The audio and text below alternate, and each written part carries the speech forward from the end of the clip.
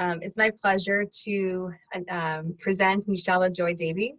She was graced to spend over 25 years as monastic disciple with the world-renowned Yogi Raj, Sri Swami Satchidanandaji, receiving his direct guidance and teachings. She was also blessed with teachings from many great yoga masters in the United States, India, and worldwide. Originally trained in Western medicine, she began to blend Western medicine with yoga, offered her expertise in developing the yoga portion of the Dean Ornish program for reversing heart disease, and co-founded the award-winning Commonwealth Cancer Health Program. Her book, The Healing Path of Yoga, and her Abundant Well-Being audio series expresses these teachings. With her knowledge of yoga and her experience in assisting those with life-threatening diseases, particularly people with heart disease and cancer, she created Yoga of the Heart, a training and certification program for yoga teachers and health professionals designed to adapt yoga programs for the special needs of that population.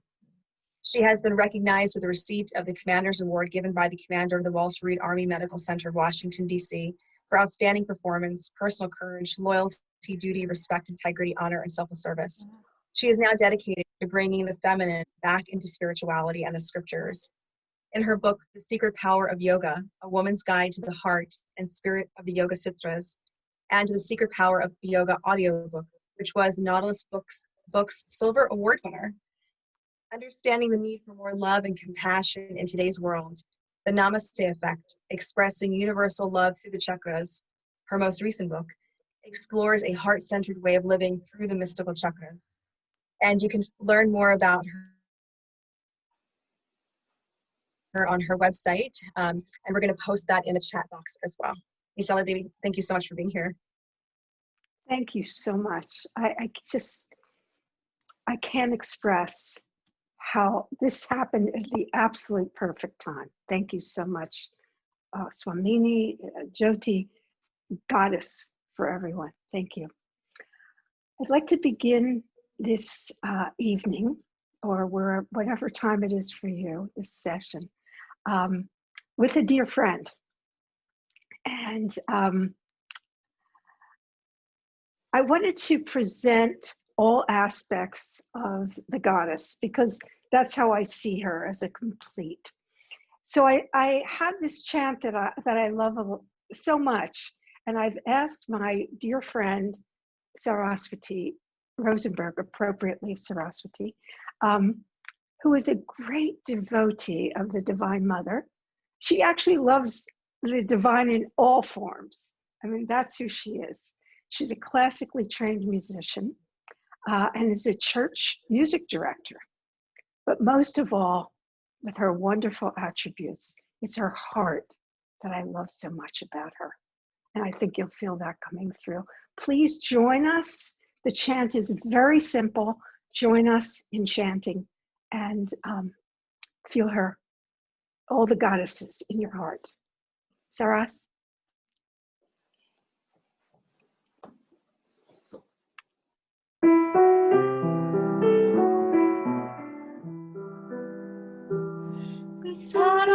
Saraswati, Mahalakshmi, Durga Devi, Namo.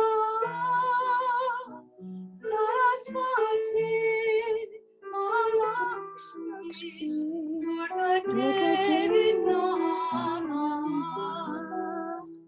Saraswati, Mahalakshmi, Durga Devi, Namo. Saraswati, Mahalakshmi, Durga Devi, Namo. Saraswati, Mahalakshmi, Durga Devi, Namo. Saraswati, Mahalakshmi, Durga Devi, Namo. Saraswati, Mahalakshmi, Durga Devi, Namo. Saraswati, Mahalakshmi, Durga Devi, Namo. Saraswati,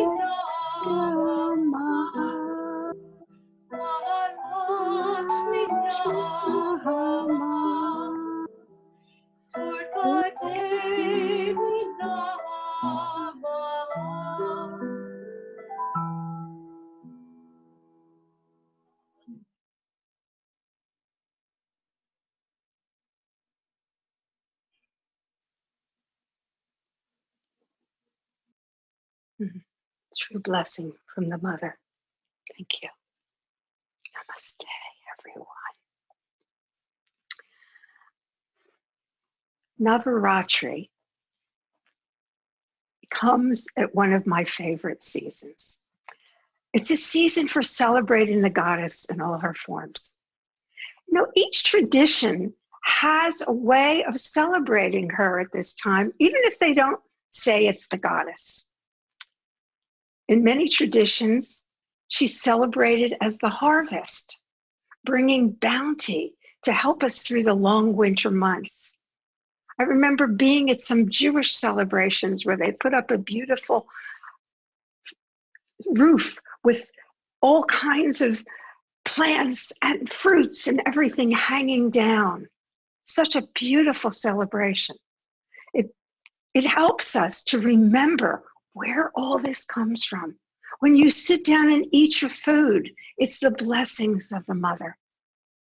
But of all the traditional and non-traditional ways to honor the goddess, none offers the direct reverence, at least for me, as the pageantry of Navaratri. And we've seen that the last few days, how beautiful it is.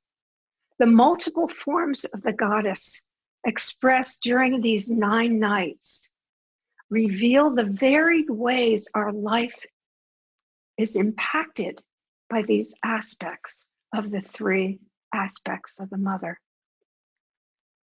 As we appreciate and honor and worship the Mother, we can see many of her forms. Some we're attracted to, some not for us. I've spent many years opening my heart to these amazing worship services.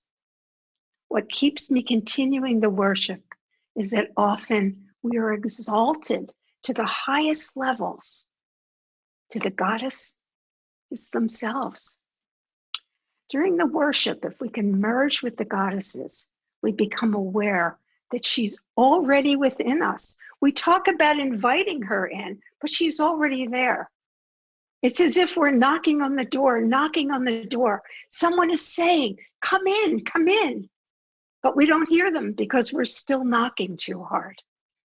Take a moment, step back, be quiet, and let her reveal herself to us. That way we come to understand that each goddess and all their aspects are part of us. And the way we as humans express the different aspects of our personality. Sometimes we may feel a little fierce, like Kali, Durga. Other times, maybe generous, like Sri Lakshmi. Sometimes it's eloquent, as Sri Saraswati. Whether we view each aspect of the goddess as a separate entity or form, or a composite of the many aspects, we begin to see her manifesting not only outside, but in ourselves. Each one manifesting for the appropriate action needed. Where it gets a bit murky is when we're meant to offer the compassion of Lakshmi. Instead, we bring forth the wrath of Sri Kali. So we need to really go within and really feel these goddesses to be able to express them properly in the right place at the right time. So let's take a little time this afternoon and let's explore the 3 individually and note how their energies manifest in our daily lives. You may have experienced it, but let's get it a little bit closer to home and see if you can understand that. Some days we wake up as Sri Lakshmi. You may feel very generous, but maybe the circumstances evoke more Sri Saraswati. We might find that a particular situation might invoke Shri Durga. Often the movement between the triad can be so smooth. It's like changing a favorite song on our player. One just goes into the other because in essence, they're only one.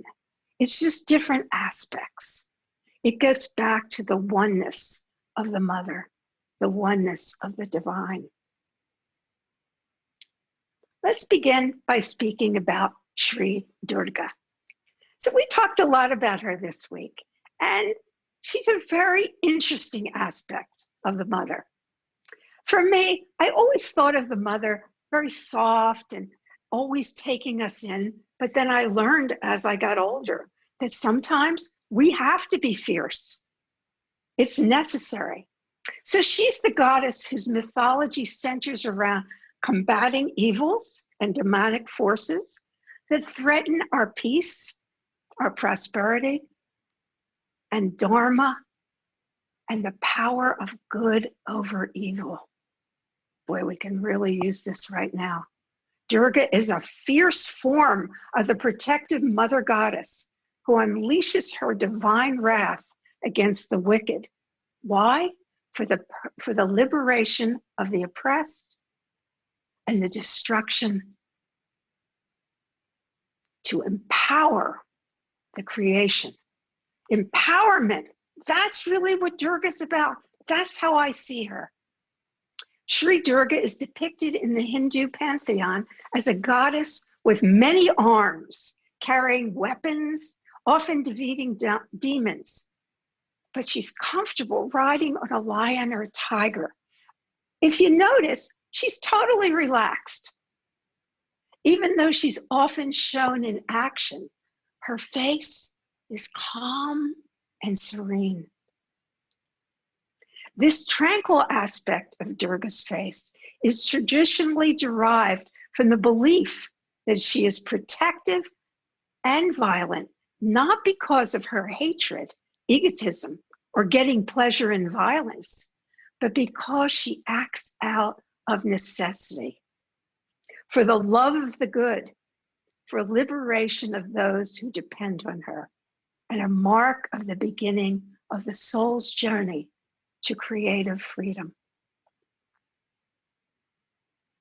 This gives us not so subtle message that she is in charge of even the most savage beast. Hopefully, this gives us a feeling of comfort and of safety, knowing that she's in our corner.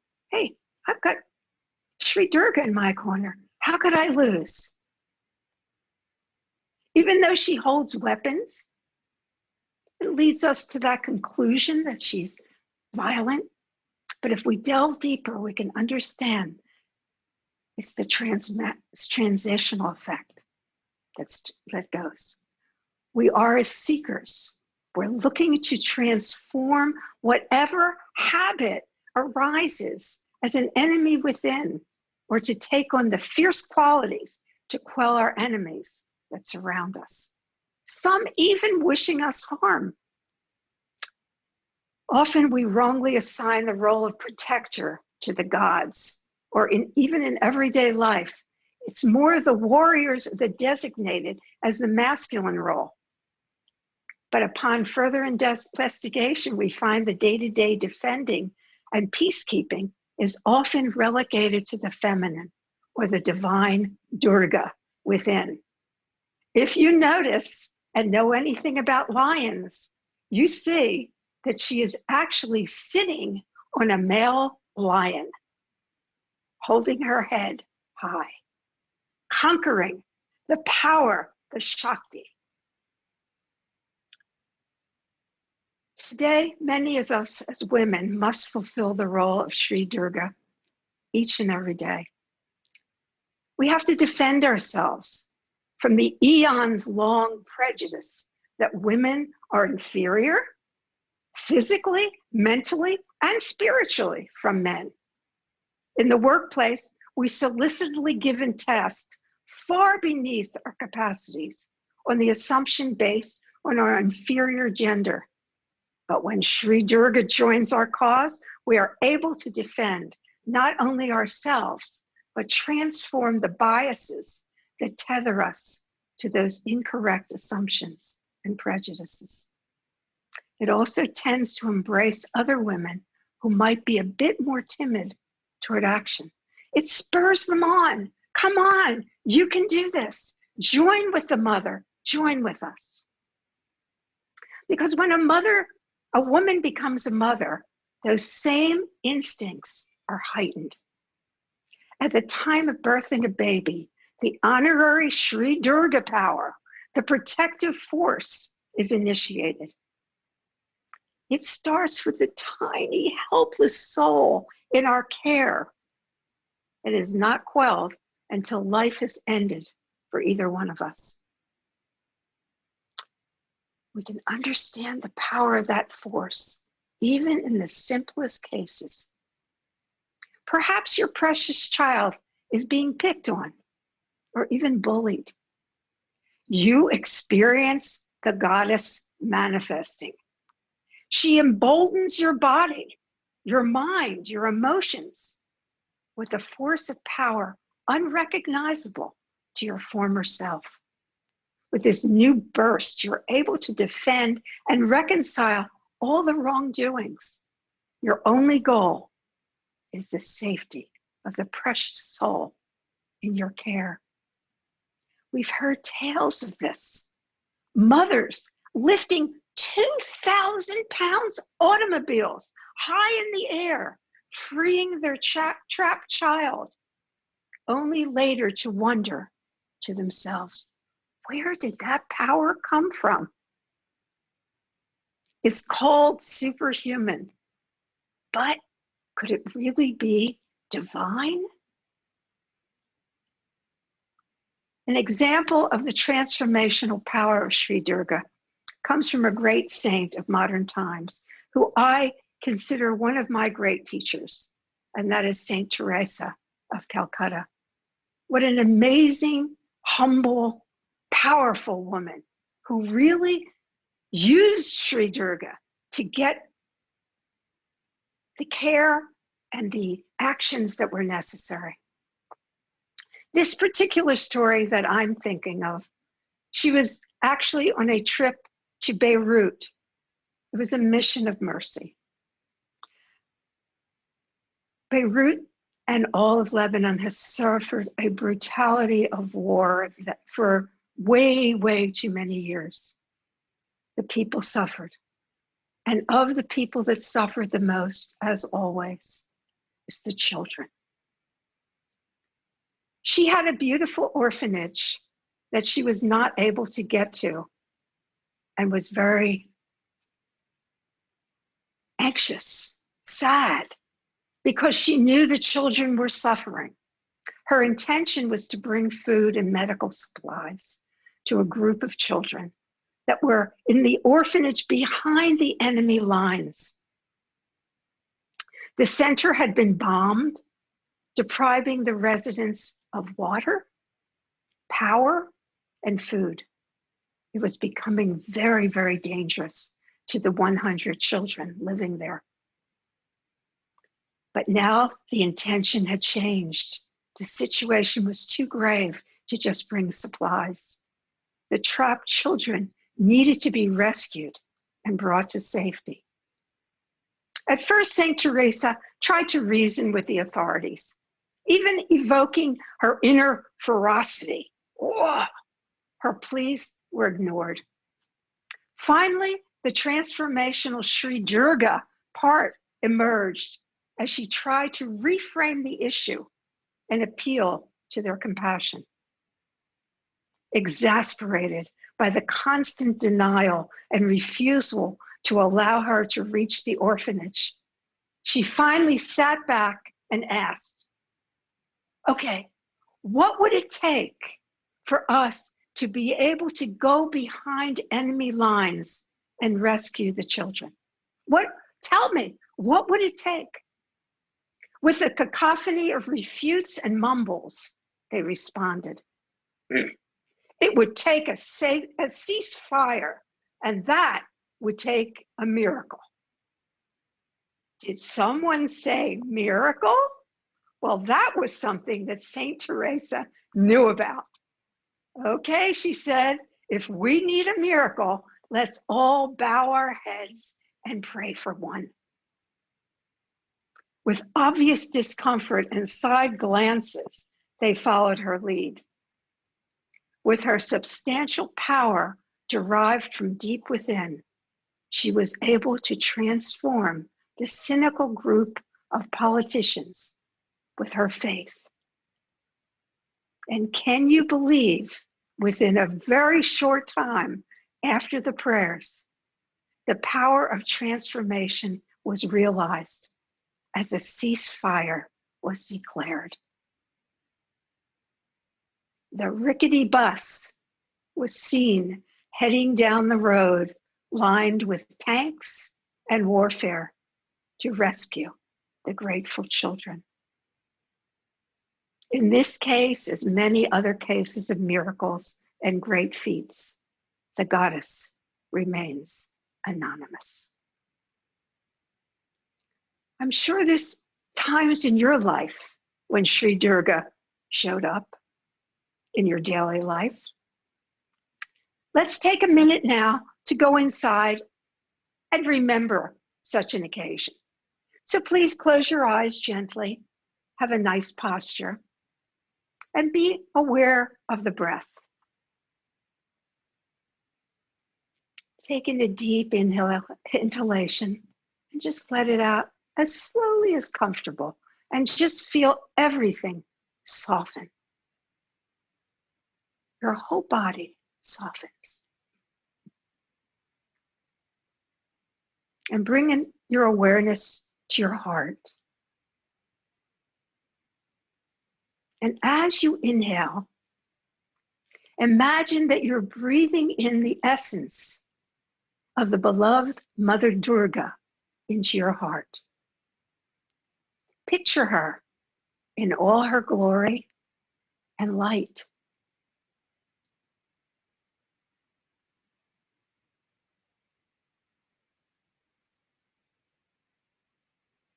And now allow your consciousness to remember an instance in your recent or distant past where you were able to know where the goddess Durga intervened and influenced your action. Can you identify such a situation? Take a few moments to find that place.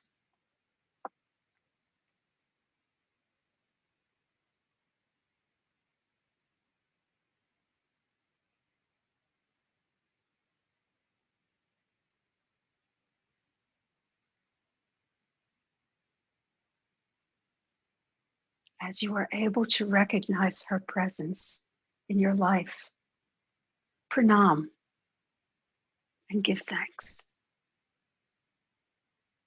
Appreciate her presence in your life. It will encourage her to continue to support you. It's a wonderful practice to invite Shri Durga into your daily life.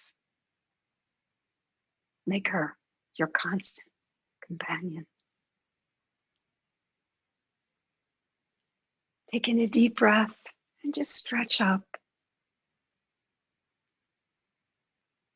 Stretch up, reach up with gratitude. And coming back.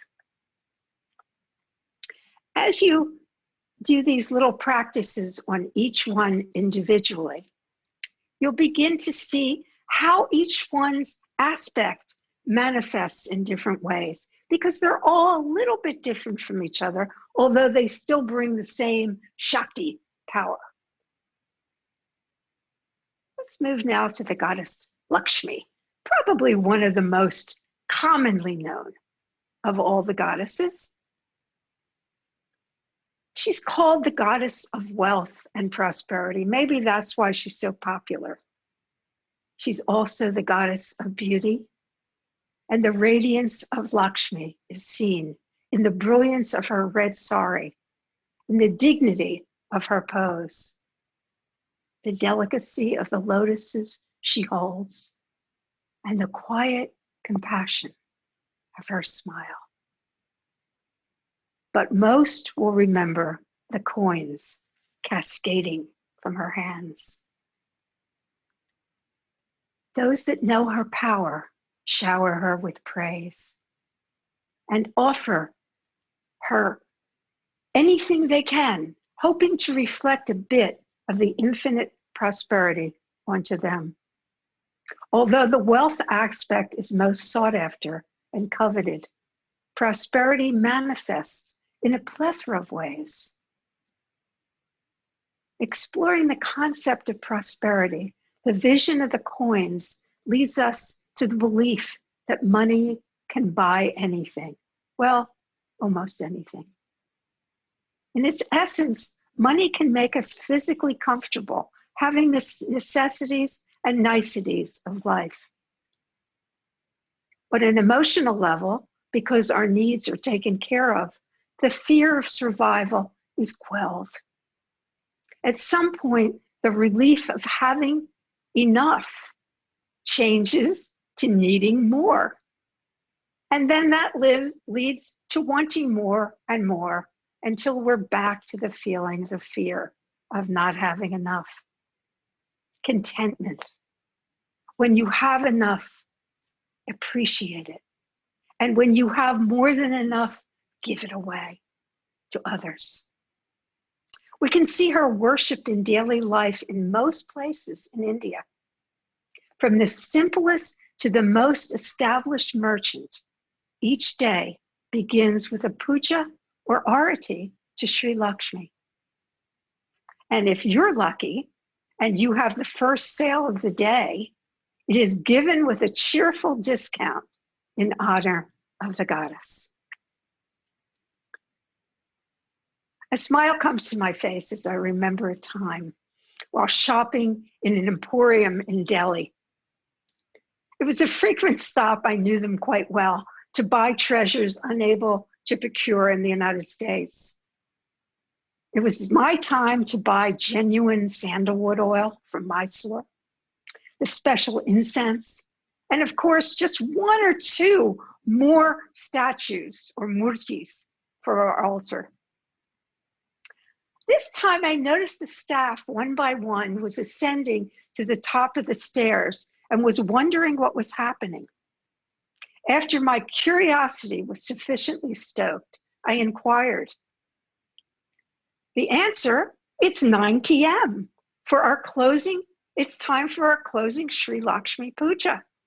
Would you like to participate with us? Before he finished asking, my foot was on the first step. At first, the curious stares were a bit discomforting, but then the smiles welcomed us fully. The puja created a sense of comfort that my mind couldn't explain, but my heart rejoiced. As our souls were nurtured by the puja, the prasad, or blessed food, blessed our bodies. Many worship the goddess to attain wealth, but if we look deeper into prosperity, the healing aspect is unveiled. Since I spent so many years in that healing aspect of yoga and even Western medicine, I longed for someone on a spiritual level to help me with that. And then I found the goddess Lakshmi. In the Hindu Trinity, most of the aspects of divinity are relegated to the male, yet it's the female deities that manifest the qualities. The female is the manifester. The goddess Lakshmi is often paired with Lord Narayana, an aspect of Vishnu, the sustainer. Yet we look to the goddess to manifest healing energy. On further investigation, one aspect of Lord Vishnu is Shri Dhanvantari, the ruler, the creator of Ayurveda. And guess what? His companion is Lakshmi, in that it is revealed that Sri Lakshmi's prosperity is more than coins. It is healing itself. You may have heard the expression, health is wealth. And I think today we understand that in a way that we have never, ever understood it before. One example stays in my heart. On a particular trip to India, our focus was to visit healing centers. And my guru, Swami Satchidananda, had brought a group of us who were in the healing profession to see how healing was done in India.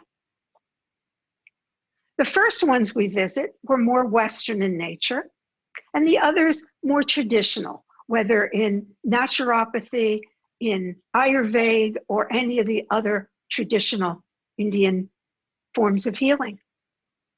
The modern hospitals held a stark environment of a Western facility, and we all know what that looks like. It was cold, it was sterile, but that's how they liked it. They felt that that was real medicine. The starched employees, they bustled all about, looking very authentic. Arriving early to experience the medical rounds, we were first ushered into a nondescript back room. Entering, we were transported to an incense-infused temple in the hospital itself. The daily gatherings brought together the staff. Regardless of what tradition or religious background they each had at home, this was to pay homage to Sri Lakshmi in the form of the healer. They placed their hands together and they prayed, "Please bless us this day, so we may serve our patients with compassion. Please protect us from doing any harm, and if any good is done, we dedicate it to you." The prasad is then distributed to the staff, and through them, the patients receive a small morsel of the blessed food as healing. And with this, the day in the hospital begins. Imagine having this in our hospitals. How different the treatment would be, how different the results would be.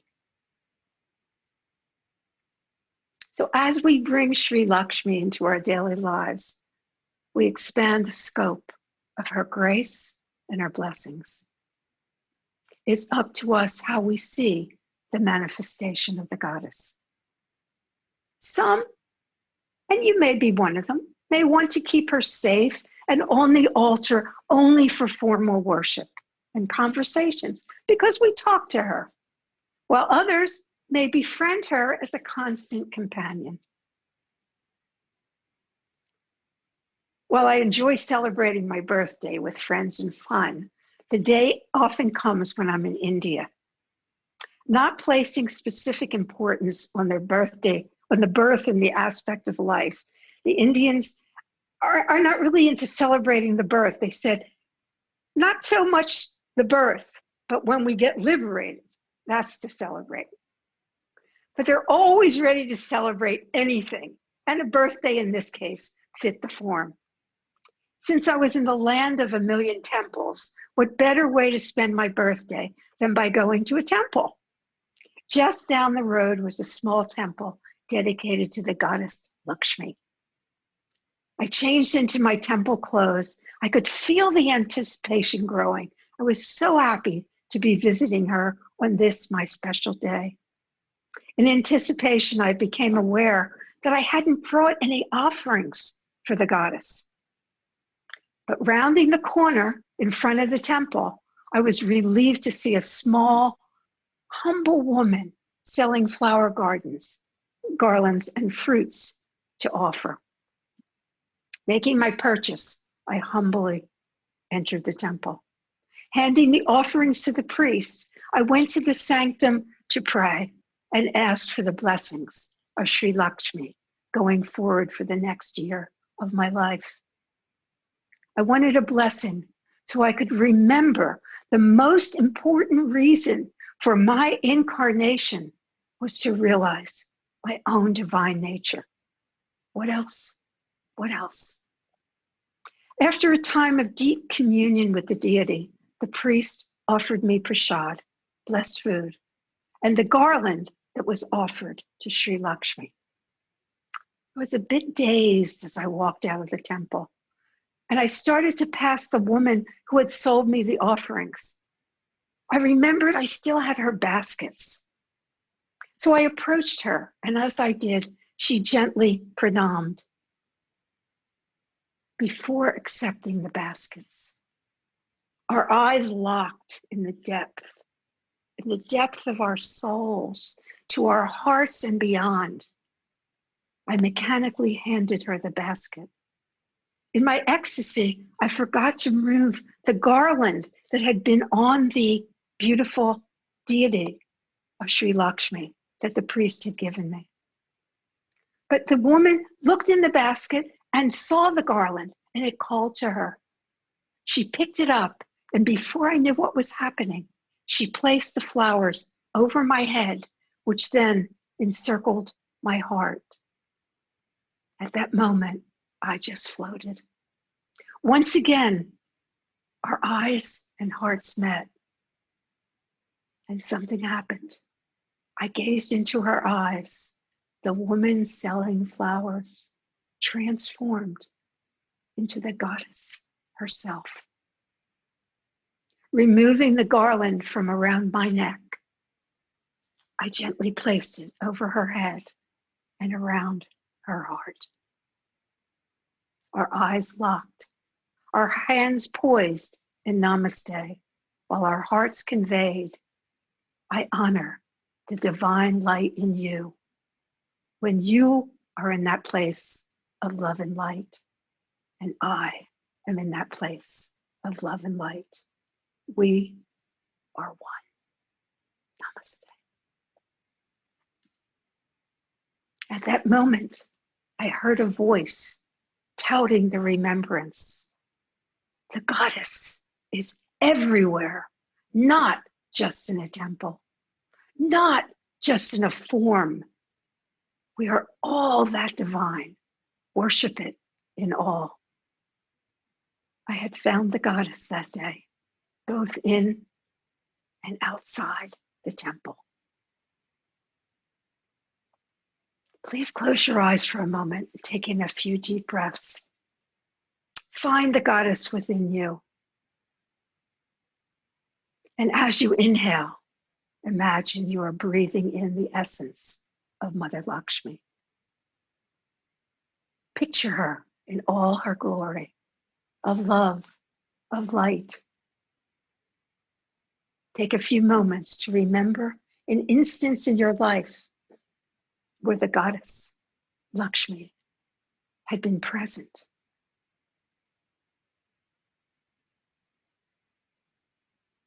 It could be receiving a windfall of money. Maybe you got a job or a raise you wanted. Or perhaps it was a healing experience. Once you find and recognize Sri Lakshmi, make her your constant companion. Bring her light into your heart and into your life. Take a moment. Breathe her into your heart, into the depth, into the breath of your spirituality.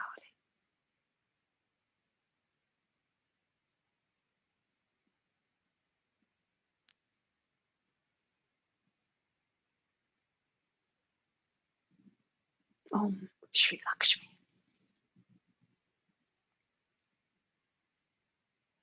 Stretch up.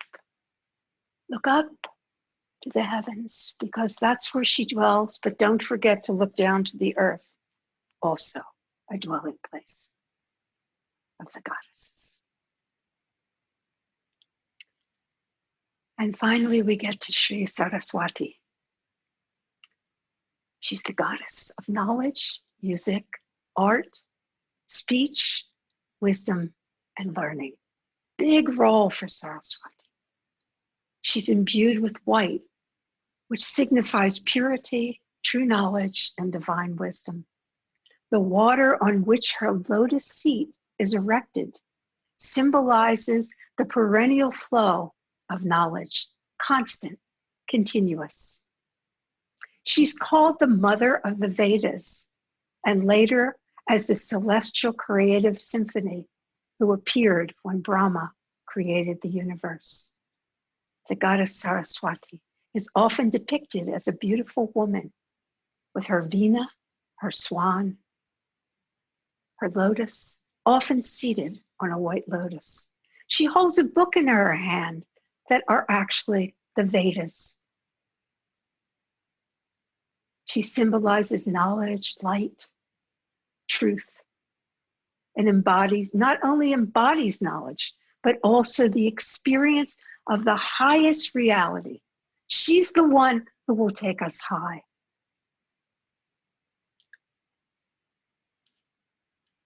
She represents all emotions and feelings expressed in speech or music. She's associated with the love and the rhythm of music. A Hamsa or swan is often shown near her feet. The Hamsa is a sacred bird, which is, if offered a mixture of milk and water, is said to be able to take the milk and leave the water. It thus symbolizes the ability to discriminate between good and evil. The swan is also a symbol for the perfection, transcendence, and moksha, ultimate liberation. Hearing all this, it's not surprising that Sri Saraswati is one of that I had chosen as my constant companion while writing The Secret Power of Yoga, which, as was mentioned, it's a woman's guiding through the heart and spirit of the sutras. More important, it's a translation of the Yoga Sutras from a heart-centered perspective. Every other translation is from a mental. Make room for the heart. It wasn't an easy feat for me, and I wasn't sure I was the right one to bring forth this awesome aspect of scriptural testimony. After all, it was the first time in thousands of years that a woman has taken on this monumental blessing. I didn't think I was the one to do it, but yet I seem to be called. You might begin to understand now why I called out to any goddess, but especially Saraswati. Please, divine light, I prayed, in the feminine form, come to help me. I can't do this without you. It's your coming through me to teach those that are thirsty and hungry for spiritual knowledge. Not only was she present, but she brought along another of her incarnations, Shri Vak. Vak is an aspect of Saraswati who sits on the tongue of sages, scholars, and willing writers, so they can speak the truth and wisdom that touches hearts. As I began the writing process, Sri Saraswati mantra played constantly in the background. Her presence in a statue sat right at the base of my keyboard, and so I wrote. And when I was stumped for meaning of a particular sutra, I realized my mind had taken first place over my intuition and wisdom. I would stop, close my eyes, and chant the mantra for a few minutes. And then I would step aside as Sri Saraswati took the lead once again. One of the wonderful sutras that she keeps reminding me of is this truth. It describes who our teachers are and what to look for in a teacher. And it says, the divine consciousness is self-effulgent like the sun. The divine is the essence of all knowledge, wisdom, and love. Knowledge, wisdom, and love are the omnipresent teachers in all beings, every one of us, every one of us. It's not always necessary for the guru or teacher to be in physical proximity. or even in the physical form to impart their Shakti. As we can see, we chant to the goddess and she comes.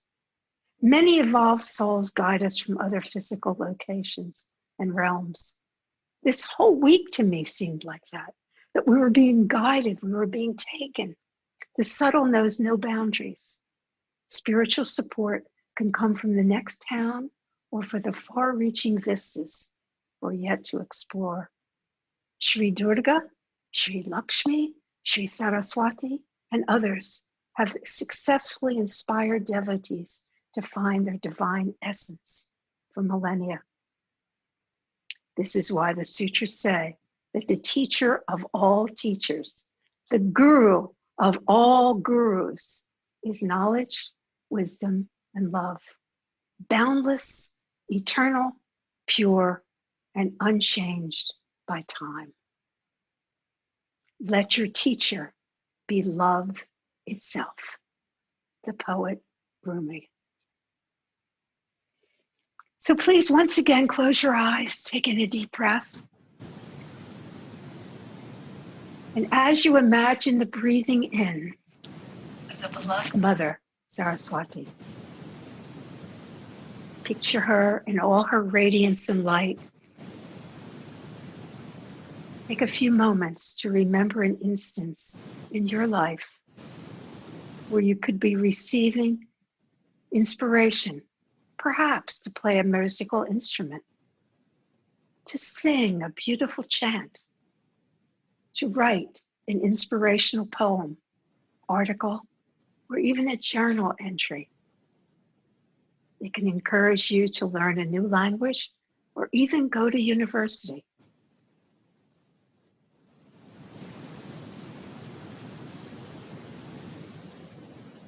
Once you find and recognize Shri Saraswati, make her your constant companion and bring her light into your heart and into your life.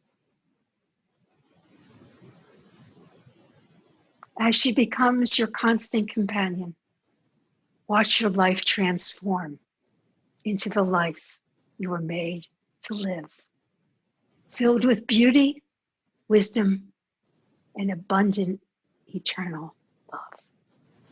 Shanti, Shanti, Shanti. Saraswati, we're going to end with a beautiful chant, the same one we started with.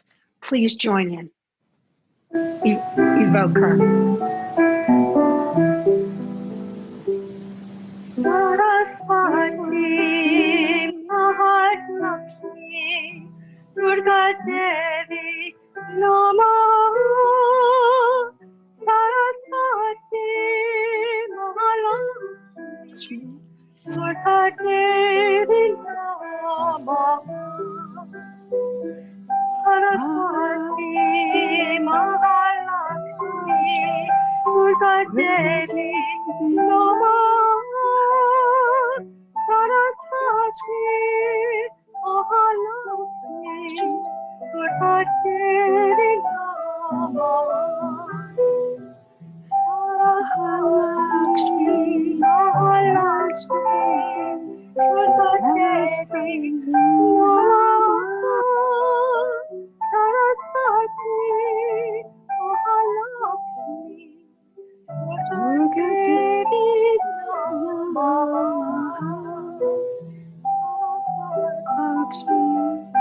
Saraswati, Durga Devi, Namaha. Saraswati, Mahalakshmi, Durga Devi, Namaha. Saraswati, Mahalakshmi,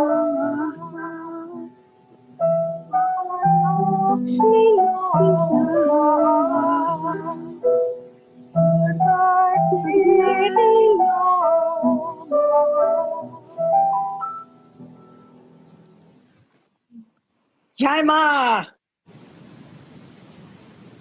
Thank you, Saraswati.